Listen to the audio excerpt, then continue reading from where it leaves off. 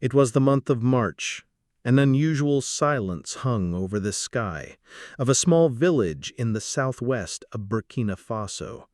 The scent of wet earth announced the arrival of rain.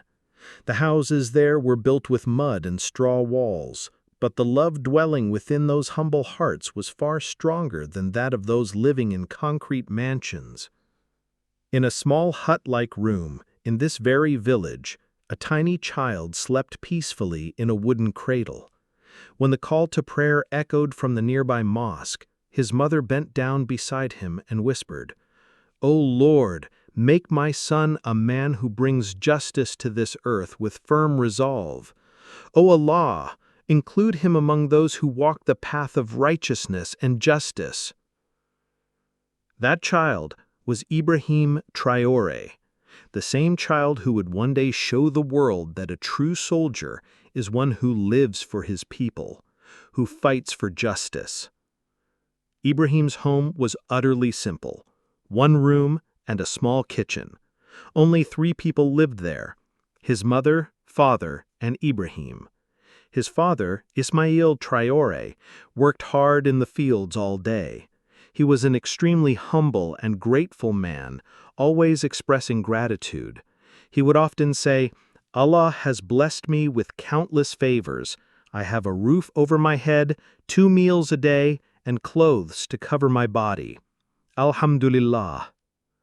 Ibrahim's mother taught girls to recite the Quran at a local madrasa. Her voice carried a strange gentleness, as if every word touched the heart. She had a habit of telling Ibrahim stories before bedtime, tales of prophets, martyrs, and Islamic heroes. Often, between these stories, she would share small but profound lessons with Ibrahim. Once she said, "Ibrahim, truth often wounds, but one day it becomes the means of salvation." Ibrahim touched his mother's face with his tiny hands and asked with innocent curiosity, "Mother, doesn't Allah support truthful people? Then why do earthly people cause wounds?" Her eyes filled with tears. Perhaps she knew her son was no ordinary child. One day, such trials would come upon him where a person often has to pay the price of speaking truth with their life. When Ibrahim started going to school, he had no shoes on his feet. His school bag was an old piece of cloth that his mother had sewn together herself. Yet despite all this, there was a gleam in his eyes that even great rulers didn't possess. There was a strange dignity in his walk that made people stop and stare as he passed by. He was the quietest child in school. Never fought, never made fun of anyone. He felt everything deeply, and then would ask such questions that often surprised even his teachers. One day, returning from school, he told his mother, "Today the teacher told us that guns have great power." His mother stepped back from the stove, washed her hands, and while stroking his head said, "True power, my son, is that which prevents oppression and stands up for justice. A gun may be powerful, but justice always comes from the heart." Hearing this, Ibrahim fell into deep thought. Now his thinking had taken a new direction. A firm resolve settled in that small heart that if he ever had to pick up a gun in life, it would only be for the sake of justice. The village where Ibrahim grew up was typical of rural Burkina Faso, a place where poverty and hardship were constant companions, yet where community bonds remained strong. The red dust roads connected clusters of mud brick homes, each telling stories of families who had lived there for generations. The baobab trees stood like ancient sentinels, their massive trunks bearing witness to countless seasons of drought and rain. In this environment, young Ibrahim's character was being forged like metal in a blacksmith's fire. Every injustice he witnessed, every act of kindness he received, every story his mother told, all were shaping the man he would become. One night, past midnight, Silence reigned everywhere. Ibrahim sat lost in his thoughts. The sounds of his pen moving across paper filled the air, and in the deserted streets only dogs could be heard barking. The night was dark, as if the moon had turned away from this world in anger, closing its eyes. Ibrahim sat alone in the courtyard with an old pen in his hand and a plain notebook page in front of him, pouring out all the turmoil within him. In the dim light of a red lantern placed nearby, he drew line after line, as if trying to clothe his restlessness in words. His mother stood at the door, silently watching him. "What are you thinking about, Ibrahim?" she asked in a soft voice. Ibrahim raised his head. His eyes showed confusion, his lips carried silence, and his heart harbored rebellion. Then he spoke. His voice carried a strange restlessness, as if he wanted to uproot every injustice from its foundation. "Mother, today in the market, 2 soldiers were beating a boy. He didn't have an identity card. He kept crying, saying he had only come out to buy bread. But they threw him to the ground and beat him so badly that blood flowed from his mouth and nose." His mother remained silent. Her eyes couldn't move away from her son's face. She could clearly see how difficult it was for her son to control the anger burning within him. "I can't forget that scene, Mother. That boy was just like me. I felt as if they were beating me." Saying this, Ibrahim pressed his pen so hard on the paper that the page tore. His inner state was such that if he could, he would erase all oppression and injustice from this world in an instant. "Mother, isn't the pen enough? Does truth always lose? I've always spoken the truth, but I didn't have enough power to stop them. Is power really only in guns?" When he said this, exhaustion was mixed in his voice. Ibrahim's mother remained silent for a few moments. Then she slowly walked over to her son. She took the pen from his hand and placed it on the ground. "Ibrahim, if the pen slips from your hand, it doesn't matter. But if hope slips from your heart, then a person is no longer human. They break." She continued, stroking his hair, as if silently entrusting him with some deep secret. Then both fell silent. Only the lantern's dim flame flickered, and the call to prayer could be heard from afar. Both mother and son were immersed in their respective battles. At that very moment, suddenly, the sound of a gunshot echoed through the air. Commotion arose somewhere far away at the edge of the village.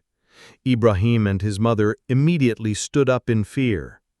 "Mother, what was that sound?" Ibrahim asked in a low, frightened voice. His mother peered outside with fearful eyes and murmured, "Maybe those bandits have returned again. Your father went in that direction too." Hearing this, Ibrahim ran off without thinking. His mother's calls echoed behind him, but he couldn't hear anything now. His heart was trembling as if sensing some impending disaster. Only one question echoed in his mind: will justice die today? When he reached the edge of the village, the scene before his eyes shook his very being. The walls of the madrasa were riddled with bullet holes. Books were scattered on the ground, and silence pervaded everywhere. The village people stood frightened. Perhaps the sound of gunshots had silenced their tongues. The body of an innocent child lay with an open book placed upon it. On that book's page was written a verse: "Whoever saves one life saves all of humanity." The Quran. Silent tears began flowing from Ibrahim's eyes. He was thinking about what path this land of freedom had taken. Humanity was perhaps standing somewhere far away crying. The madrasa had been more than just a school. It was the heart of learning in their community. Children from surrounding villages would walk miles to attend classes there, their faces bright with hope of education. The elderly teacher, Ustaz Mahmud, had been like a grandfather to many, his patient voice guiding young minds through the complexities of reading, writing, and understanding their faith.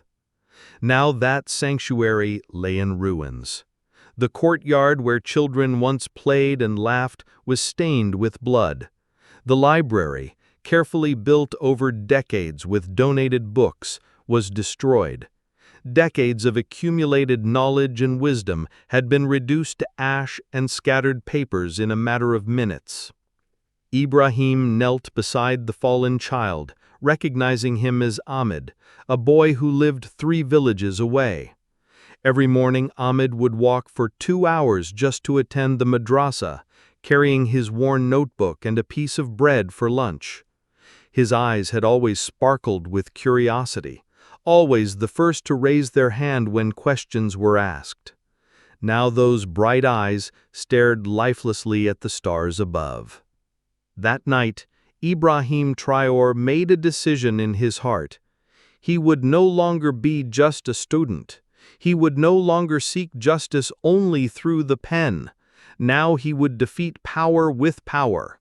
Now he would also pick up a gun, not for oppression, but for justice.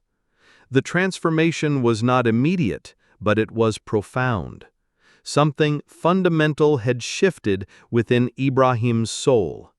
The idealistic young man who believed that words and peaceful protest could change the world had witnessed the brutal reality of those who respond to reason with violence. The next morning, the sun seemed to have turned its face away from that village.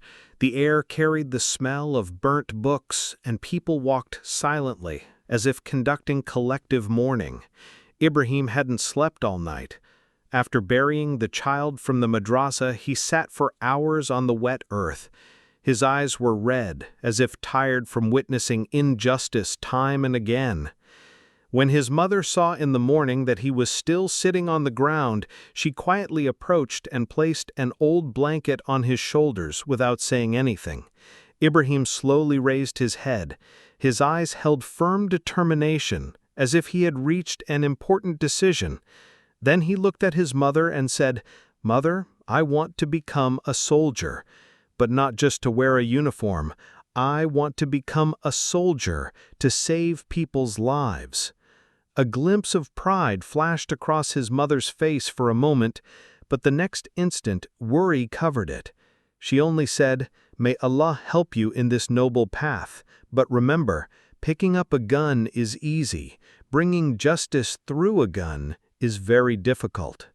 Sometimes the price of justice must be paid with one's own life." Within a few days, Ibrahim submitted an application to join the army. He told no one, not friends, not relatives. He knew this was a path where once you set foot, there's no turning back. Fortunately, Ibrahim's name was accepted into the army. Then, taking his mother's countless blessings, Ibrahim Tarore set out in search of justice, placing his life in the palm of his hand.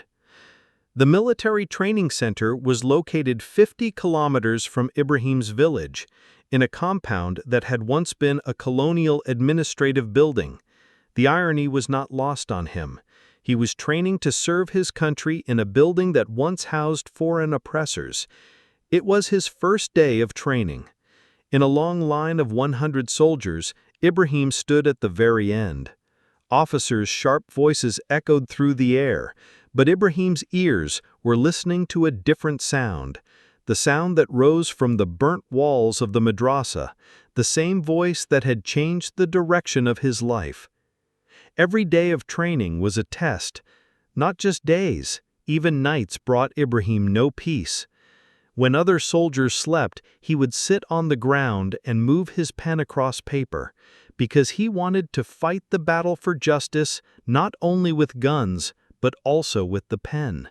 He was strengthening not just his body, but also his resolve. His companions were surprised. Why was Ibrahim like this? One night his fellow soldier Sido said to him, "Are you crazy? Don't you get sleepy? Why do you put yourself through such hardship?" Ibrahim looked toward the sky and said softly, "When you see someone screaming, hear cries for help, but remain helpless yourself, unable to do anything, then sleep itself becomes angry." The injustice growing on the soil of Burkina Faso had made Ibrahim Traore mature beyond his years. Time passed, but the passing time only strengthened Ibrahim's resolve toward his goal. After completing his training, an announcement was made one day. A joint United Nations mission would be dispatched to Mali. All soldiers should check their names on the list and begin preparations. Ibrahim's name was also on the officers' list. A senior officer, closing the file with a laugh, said, "If this boy comes back alive, it will be nothing short of a miracle." Little did they know that this very boy would one day become a miracle for his people without any supernatural intervention. The training had been brutal but necessary. Physical conditioning, weapons training, tactical maneuvers, and psychological preparation, every aspect designed to forge civilians into soldiers. But for Ibrahim, the most important training was what he gave himself during those long nights with his pen and paper. He wrote letters to his mother that he never sent. He drafted plans for how he would protect civilians once deployed. He composed poems about justice and freedom that helped him process the trauma of witnessing the Madrasa massacre. This private education of the soul was perhaps more valuable than all the official military training combined. When Ibrahim departed for the mission, his heart held only one intention. If his life was to be lost, so be it, but he would dedicate his life to humanity's name. When the aircraft touched Mali's soil, the outside scene was more lifeless than even a desolate desert. Such silence filled the air that if even a leaf moved, its sound could be heard for miles. Dust swirled on the ground, and not even the shadow of birds could be seen in the sky. This was an area where children held guns instead of toys, where mothers' lullabies had been lost in the sounds of gunpowder, where perhaps humanity lay buried somewhere, crying. Ibrahim Traore, who until yesterday searched for justice in books, today landed in uniform on a land where every ruin hid some pain and every shadow swayed like a secret. The United Nations peacekeeping mission camp was in a barren field several miles from the city. Only a red flag fluttered there, on which was written, "We have come here to save the remaining fragments of humanity." On the first night of that very camp, when Ibrahim stepped out of the tent and looked toward the sky, he saw a faint glimmer of light from some ruined building in the distance. Without intention, his steps moved in that direction. Then a fellow soldier noticed and said in a low voice, "Don't go there. That area isn't empty. Strange sounds come from there at night. Even from a distance, one feels an aura of fear. Can't you sense it?" Ibrahim remained silent, said nothing. But something restless had awakened within him. He didn't feel strangeness from that place, but rather a strange affection, as if some deep secret was hidden there, some shadow calling to him. Mali in 2012 was a country torn apart by conflict. The Tuareg rebellion in the north had created a power vacuum that Islamic militant groups had exploited. Towns and villages that had known peace for generations suddenly found themselves battlegrounds between various factions, each claiming to represent the true path forward for the Malian people. The UN peacekeeping mission, known as MINUSMA, was tasked with stabilizing the situation and protecting civilians. For young soldiers like Ibrahim, trained in conventional warfare, the reality of peacekeeping in an active conflict zone was a harsh education in the complexities of modern warfare. The next morning brought news that a nearby village had been attacked. A madrasa there had been destroyed, 3 children were missing, and an imam was found in wounded condition. The commander ordered a team to be sent, and surprisingly, Ibrahim was given leadership of this mission. The journey was long, the roads dangerous, with the specter of death at every turn. But Ibrahim's eyes only saw those missing children, and his heart carried a blazing fire that wanted to burn every oppression and excess to ashes. When the team arrived, the place was desolate. Words written in blood marked the walls, and burnt school bags were scattered in the courtyard. During the investigation, Ibrahim's gaze fell on a crude chamber whose door was slightly open. Ibrahim signaled, "I'll go inside alone." His companions were surprised, but Ibrahim moved forward. He slowly opened the door. Inside was shadow, silence, and emptiness. Suddenly, there was movement. In the darkness heart stood a small child, cowering against the wall in fear. In his arms was his little sister, as if hiding her from the world while holding her to his chest. Ibrahim slowly approached and extended his hand. "I'm a soldier, son. I've come to take you away from here." The child raised his head. His eyes held only one question: truth. Ibrahim's voice trembled. He said, "Yes, truth. I've come to rescue you from this hell." As soon as Ibrahim emerged with both children, a hidden machine gun sprang into action. A bullet cut through the air, heading straight for the children. But before the bullet could pierce any innocent chest, Ibrahim quickly grabbed the children and pressed them against the wall. The bullet whizzed past his ear. For a moment, time stood still. The soldiers immediately began return fire. The children were crying, and Ibrahim stood covering them with his back. When the gunfire stopped, Ibrahim was wounded, but the children were safe. The children he rescued that day were brother and sister. Omar, age 7, and Fatima, age 4. Their parents had been killed in the initial attack, and they had been hiding in that chamber for 2 days without food or water. Omar had been whispering verses from the Quran to comfort his terrified sister, showing a maturity that broke Ibrahim's heart. That night, when his wounds were being bandaged at the camp, an officer said, "What was the need to risk your own life to save children?" Ibrahim replied softly, "The day I find my own life dearer than people's lives, understand that Ibrahim Tarore has already died. I had sworn even before joining the army that I would sacrifice my life for this soil." It was around 9 p.m. Ibrahim Tarore stood by the window, looking outside. Heavy rain was falling outside, as if heaven's patience had broken, as if the clouds were shedding tears over the injustice spread on earth. Suddenly, there was a very gentle knock at the door. Ibrahim opened it. A man stood there, soaked, covered in mud, trembling.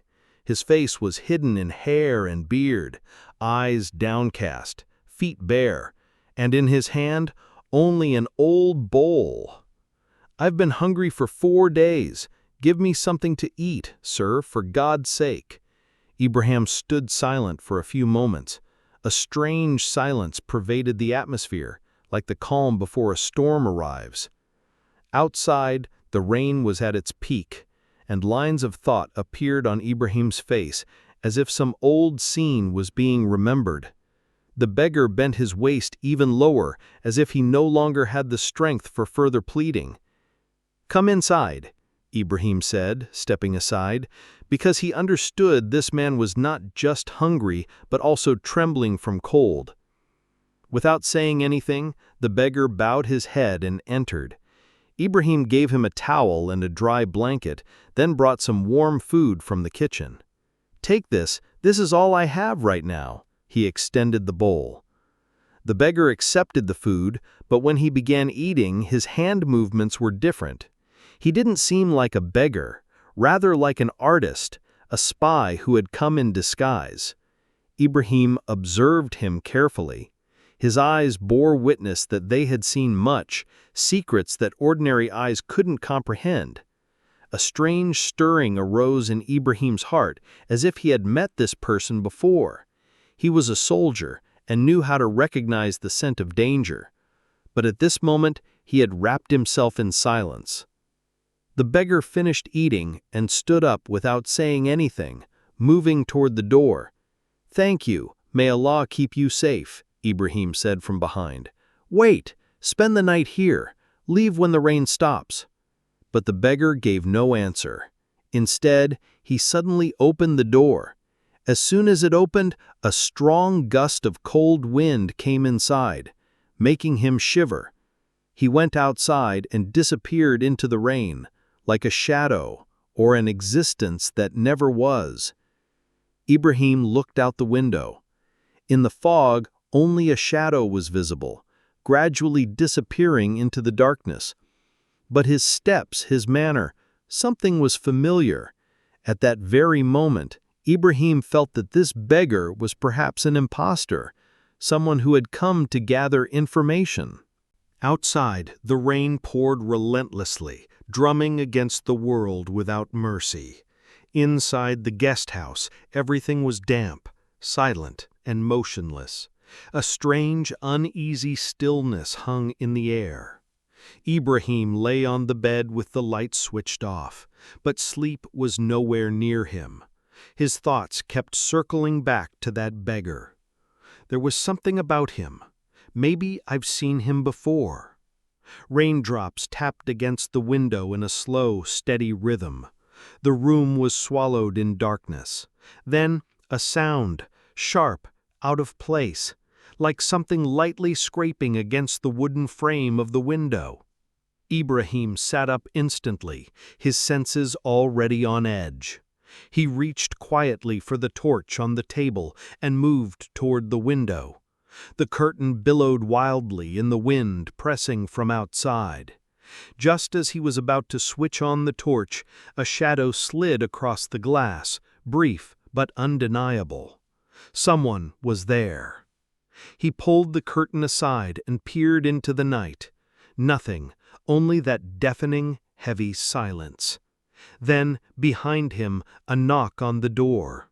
Soft, almost musical, as though someone were playing piano keys with their fingers against the wood. Ibrahim turned sharply, his hand slipping under the table to retrieve the pistol hidden there. He stepped closer to the door. The knock came again, this time harder, demanding. "Who is it?" His voice was firm. No answer. "Who's outside?" Sharper now. Silence. Then, without warning, a hail of bullets slammed into the door. The wood splintered. The walls shuddered. Ibrahim dropped low, taking cover behind the wall.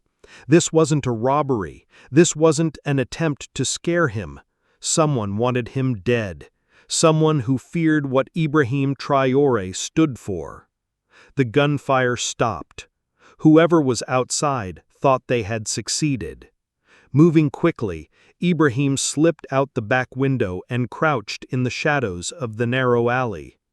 Moments later, he saw it, a tall, dark figure, drenched in rain, running from the main entrance. The figure glanced back. In that split second, Ibrahim's torch caught its face.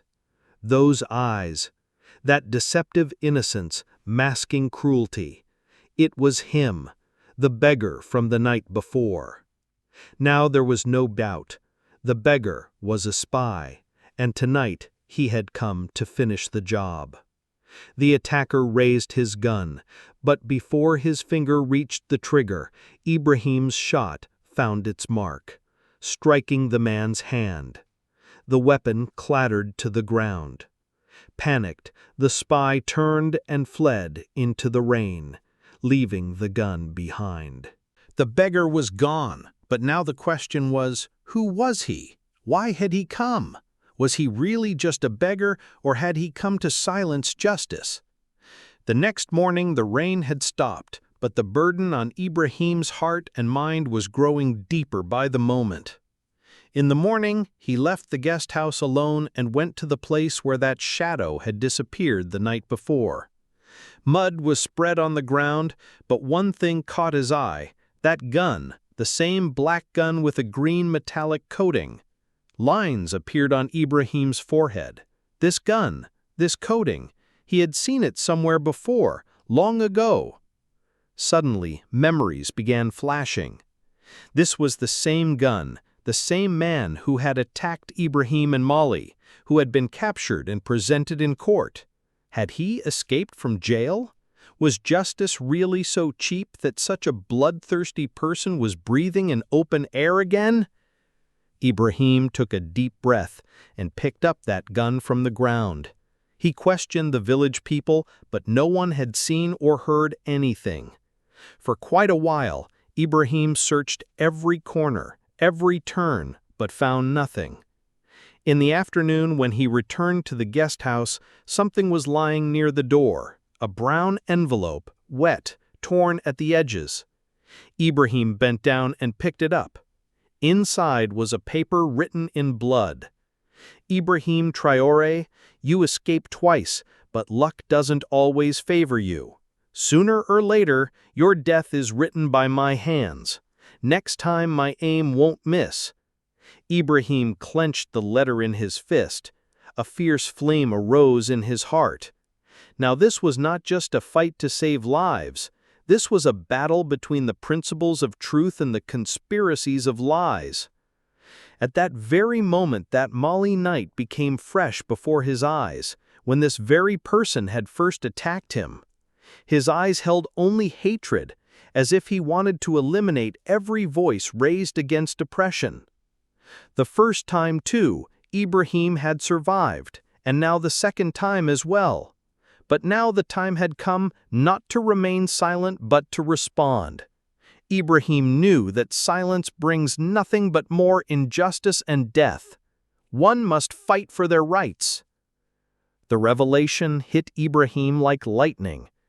The attacker wasn't just some random criminal. He was connected to Ibrahim's past, to a case he had worked on during his peacekeeping service. This was personal, a vendetta that had followed him across borders and months. The green metallic coating on the gun was distinctive, used by a particular arms dealer known to operate between Mali and Burkina Faso. Ibrahim had helped capture this network during a raid 6 months earlier. The man's brother had sworn revenge during the trial, shouting threats as he was dragged from the courtroom. Now that brother had tracked Ibrahim down, using the disguise of a beggar to scout his target, then returning for the kill. But why here? Why now?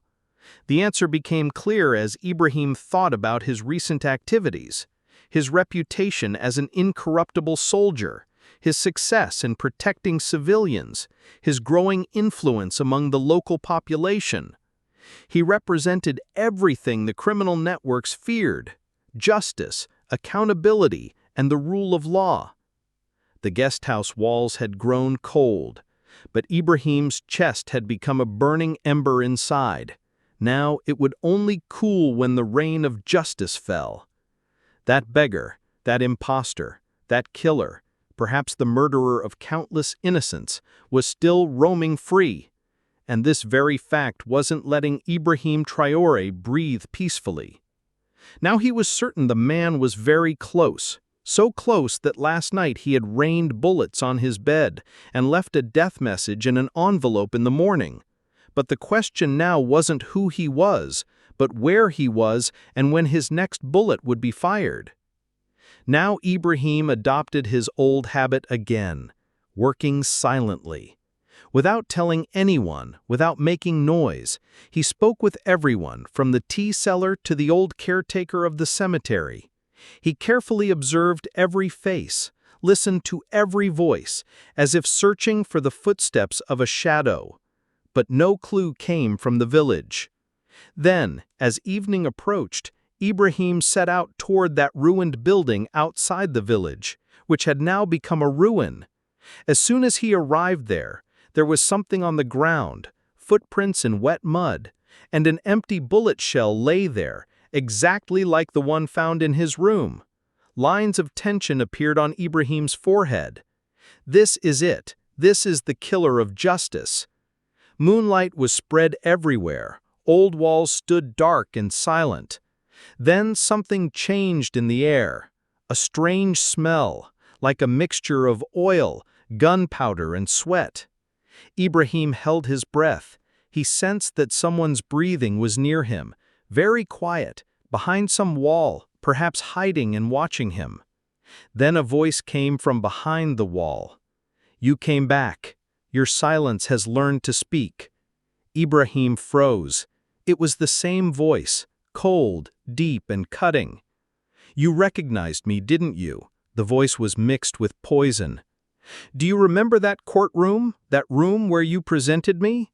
That wasn't my defeat. That was your biggest mistake." Ibrahim closed his eyes.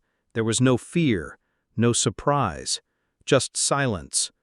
Perhaps he was already prepared for this moment. "Come forward," he said in a low tone. "Now the rain has stopped. Now the curtains should also be lifted."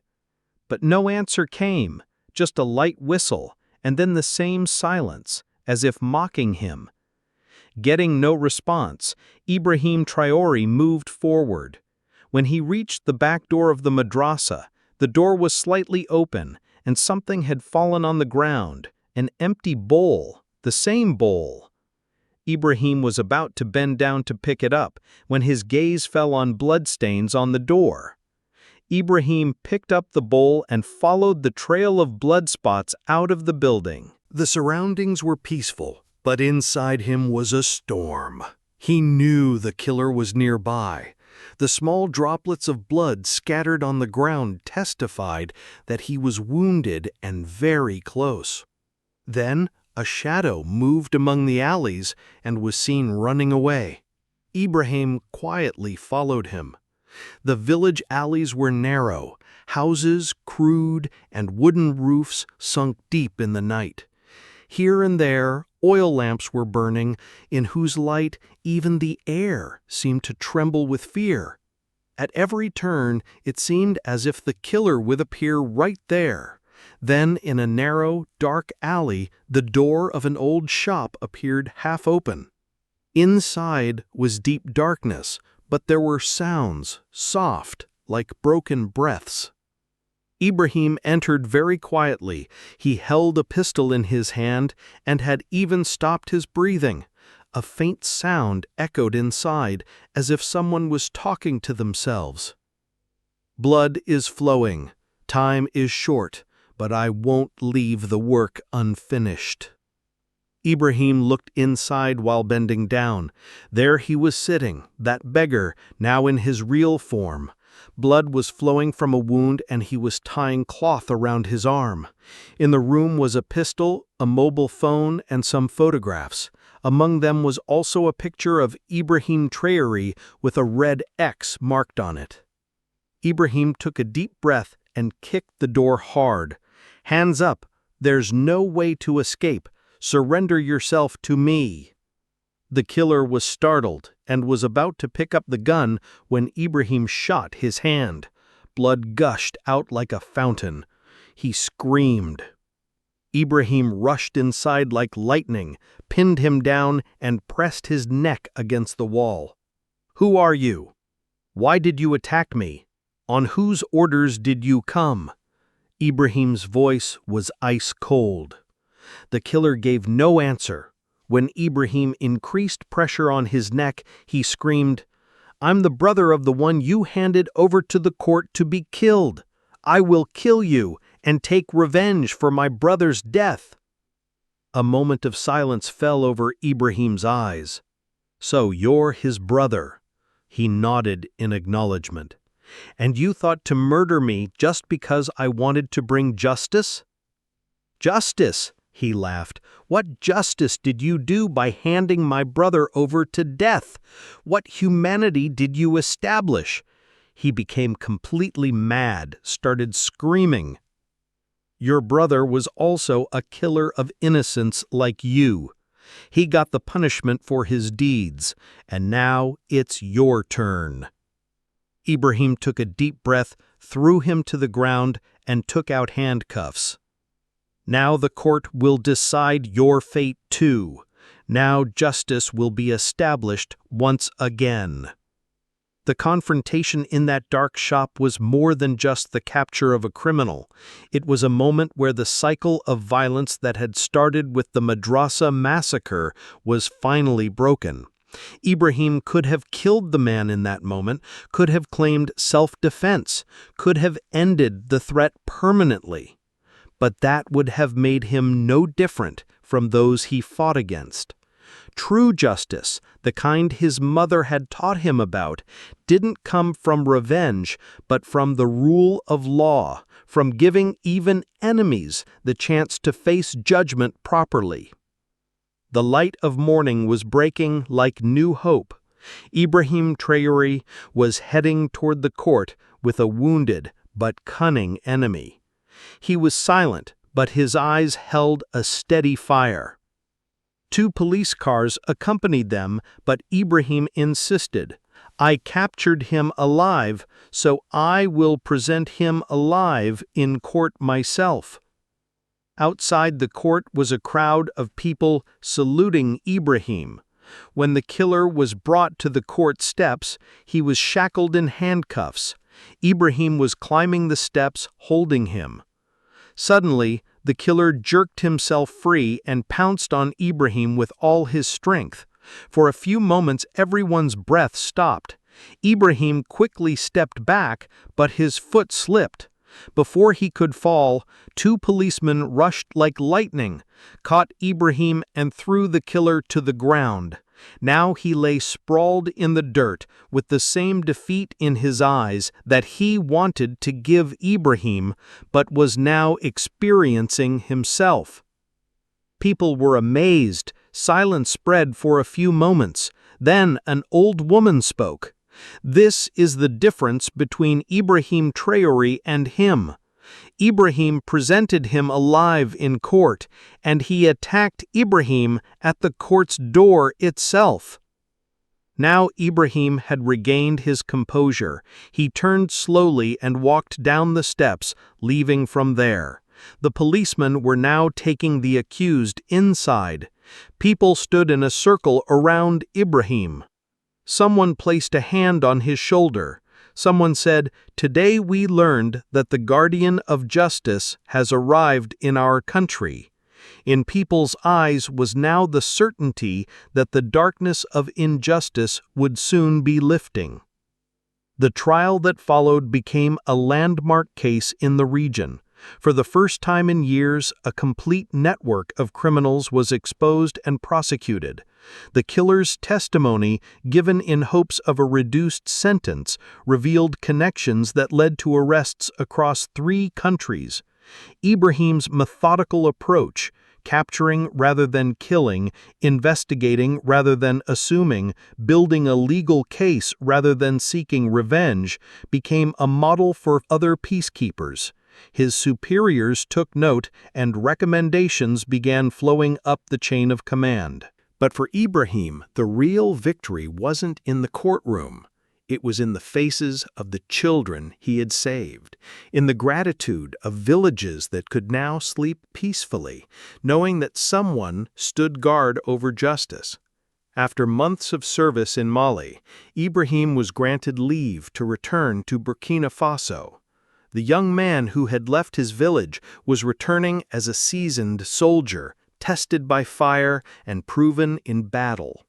But the most profound changes weren't visible on the outside. They were carved deep into his soul. The journey back home took him through familiar landscapes, but everything seemed different now. The same red earth roads, the same baobab trees, the same humble villages, yet he saw them through eyes that had witnessed the fragility of peace, the precious nature of ordinary life. When his mother first saw him at the door, she didn't need words to understand what her son had endured. The boy who had left with fire in his eyes had returned as a man with wisdom etched in the lines around those same eyes. She simply opened her arms, and for a long moment, mother and son stood embraced, sharing the weight of all that had transpired. "You kept your promise," she whispered. "You became a defender of justice." "The path is longer than I imagined, Mother," Ibrahim replied. "But I understand now that justice isn't a destination, it's a way of walking through life." That evening, sitting under the same sky where he had once written his restless thoughts, Ibrahim shared his experiences with his parents. He spoke of the children he had saved, of the criminals he had faced, of the moments when death had whispered in his ear, but justice had spoken louder. His father, the simple farmer who had always trusted in all his plan, listened with tears in his eyes. "My son," he said finally, "you have honored not just our family, but our entire people. You have shown that a man can rise from the humblest beginnings to become a guardian of what is right." Word of Ibrahim's heroism had spread throughout the region during his absence. Village elders sought his counsel. Young men looked to him as an example, and even government officials began to take notice of this remarkable soldier who seemed to embody the best qualities of leadership and integrity. But with recognition came new challenges. Ibrahim began to see that the problems he had fought in Mali existed in his own country as well. Corruption in government, abuse of power by officials, the exploitation of the poor by the wealthy, all of these injustices demanded attention. "The same diseases that plagued Mali are eating away at our own nation," he confided to his mother one evening. "How can I fight for justice abroad while ignoring justice at home?" His mother, now graying but still sharp of mind, offered the wisdom that had guided him since childhood. "Justice, my son, is like water. It must flow wherever there is thirst. But remember, a river that tries to flow in all directions at once becomes a flood that destroys rather than nourishes." This counsel proved prophetic. Ibrahim began to understand that lasting change required more than individual heroic acts. It demanded systematic transformation, careful planning, and the building of institutions that could outlast any single person's efforts. During his extended leave, Ibrahim began meeting with like-minded individuals throughout Burkina Faso. He found teachers frustrated by inadequate schools, farmers struggling against unfair land policies, young people with no opportunities for advancement, and civil servants disgusted by the corruption surrounding them. These conversations took place in villages, in markets, in mosques after Friday prayers, anywhere people gathered to share their concerns. Ibrahim didn't present himself as a political leader or revolutionary. He simply listened, learned, and offered his perspective as someone who had seen both the worst of human nature and the best of what people could achieve when working together. Gradually, a network formed. Not an organization with membership cards and formal structure, but a web of relationships based on shared values and common purpose. Teachers began to coordinate efforts to improve education in their regions.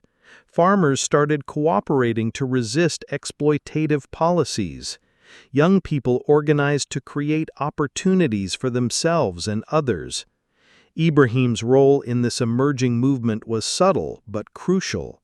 He provided inspiration through his example, wisdom through his experiences, and connections between different groups who might not have otherwise collaborated. "We are not trying to tear down everything that exists," he would tell these gatherings. "We are trying to build something better, a society where justice flows like water, reaching everyone who thirsts for it." As Ibrahim's leave period drew to a close, he faced a decision that would define the rest of his life.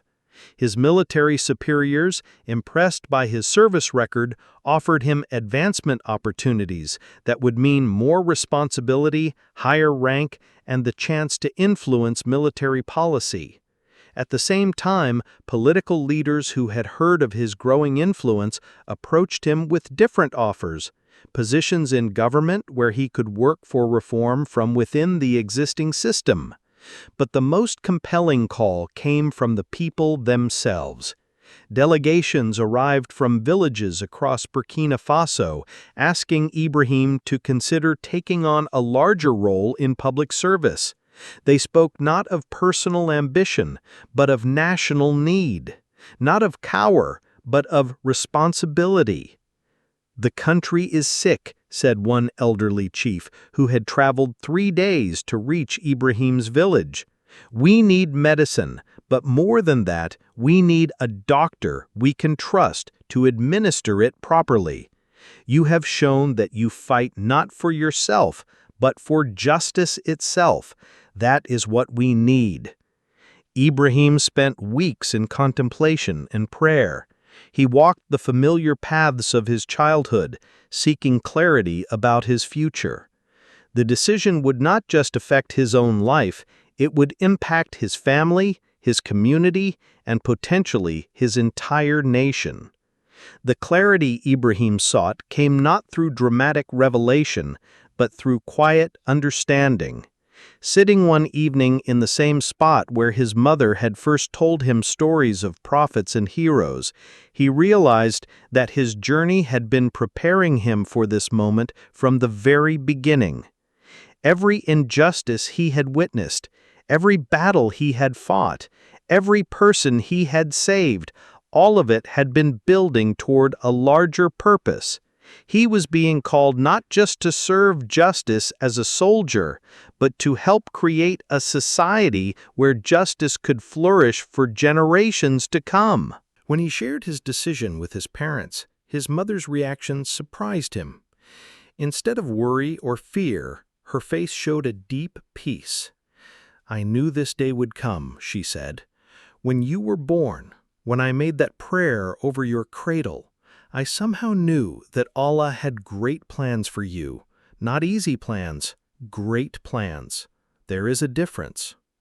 His father, the simple farmer, who had never sought anything more than an honest day's work for an honest day's pay, embraced his son with fierce pride. "You will face trials that will test everything you believe in," he warned. "But remember, you are not just Ibrahim Traore anymore. You carry the hopes of everyone who dreams of a better tomorrow." Ibrahim's transition from soldier to political leader was not immediate.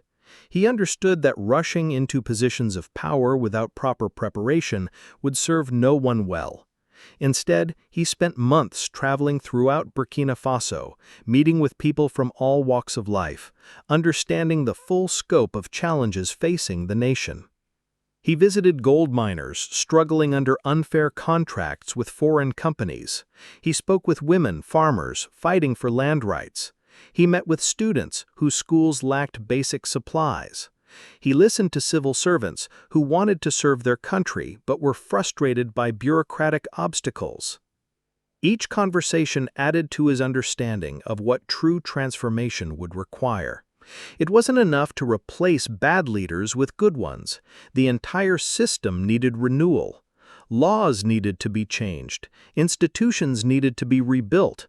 And most importantly, people needed to believe that change was possible.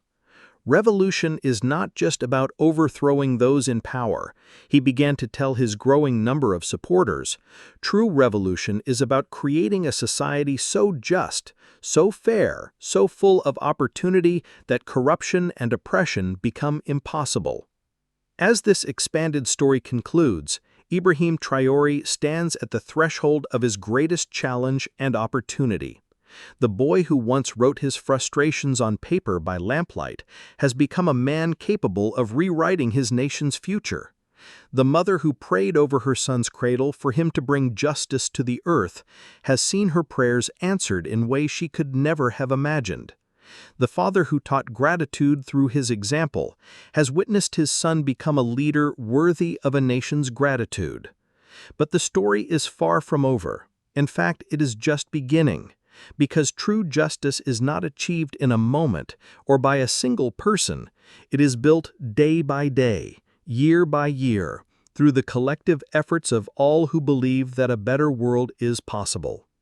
Ibrahim Traore's journey from village boy to guardian of justice represents more than one man's remarkable transformation. It embodies the potential that exists within every society for renewal, for growth, for the triumph of right by might. The pen he once wielded in frustration has become a tool for crafting new policies. The gun he reluctantly took up for protection has evolved into the power to protect an entire nation. The heart that once burned with anger at injustice now burns with determination to create a world where such anger is no longer necessary. As he stands ready to take on even greater responsibilities, he carries with him the lessons learned in that small village, in the training camps, on the battlefields of Mali, and in the hearts of all who have looked to him for hope. The story of Ibrahim Traore reminds us that heroes are not born, they are forged through trials, shaped by choices, and defined by their willingness to serve something greater than themselves. In a world often darkened by selfishness and corruption, his life shines as a beacon of what is possible when courage meets conscience, when power serves justice, and when one person's dream of a better world becomes a nation's hope for tomorrow. The child who once slept peacefully in a wooden cradle while his mother prayed over him has awakened to become the answer to countless prayers for justice, for peace, for a future worthy of the dreams we dare to dream for our children.